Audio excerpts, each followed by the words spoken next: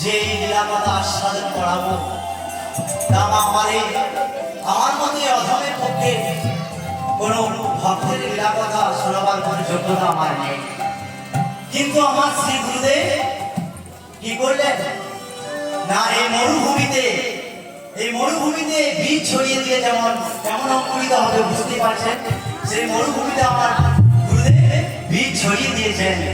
আপনাদের মতো ভক্তের চরণ ধুলি, ভক্তের কৃপা যদি হয় তাহলে সেই বীজ অঙ্কুরিত হয়ে উঠবে। তাই আমি শোনাবো এক পরম ভক্তের কথা, পরম ভক্তের লীলা। আর যার কথা বললে না নয় আসলেই আছেন, তার নাম হচ্ছে প্রশান্ত কুমার। তিনি আমার এই গুরুদেবেরই শিষ্য, আমরা একই গুরু শিষ্য, অর্থাৎ তাই সমস্ত এই আমাকে যেখানে দাঁড় করিয়ে দিয়েছে না, এর পিছনে প্রশান্তর অক্লান্ত পরিশ্রম বলতে পারেন, অক্লান্ত পরিশ্রম আছে। তারপরে আজকাল এই জায়গায় আমার গুরুর নির্দেশে আমার গুরুদেবের একজন অনুগত শিষ্য, সে আমাকে আজকে অক্লান্ত পরিশ্রম করে এই জায়গাটায় দাঁড় করিয়েছেন। চলুন, এতক্ষণ আমরা গৌর রস আস্বাদন করলাম, অর্থাৎ গৌর চন্দ্রিকা শ্রবণ করলাম। এবার আমরা চলে যাব এক পরম ভক্তের লীলা আস্বাদন করব।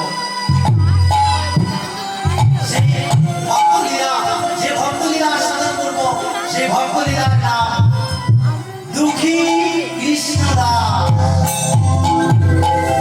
বা প্রভু শ্যামানন্দ।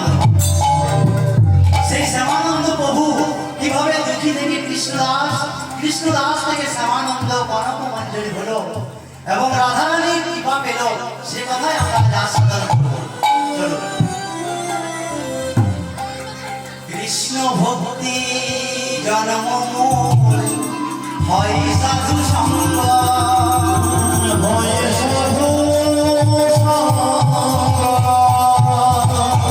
কৃষ্ণ প্রেম ভক্তি দেহ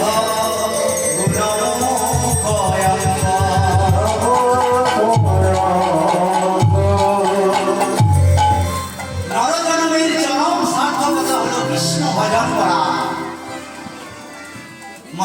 মনুষ্য জন্মের একমাত্র উদ্দেশ্য হলো কৃষ্ণ ভজন করা। আর এই কৃষ্ণ ভজনের জন্য স্বয়ং দেবাদিদেব মহাদেব তিনি সেই কৈলাস ছেড়ে এই মনুষ্য কুলে জন্ম গ্রহণ করলেন। এই ধরার মধ্যে তিনি মনুষ্য কুলে জন্ম নিলেন। পূর্ব বাংলার শ্রীহরিপুর জেলায় তার জন্ম হল। পরবর্তীকালে তিনি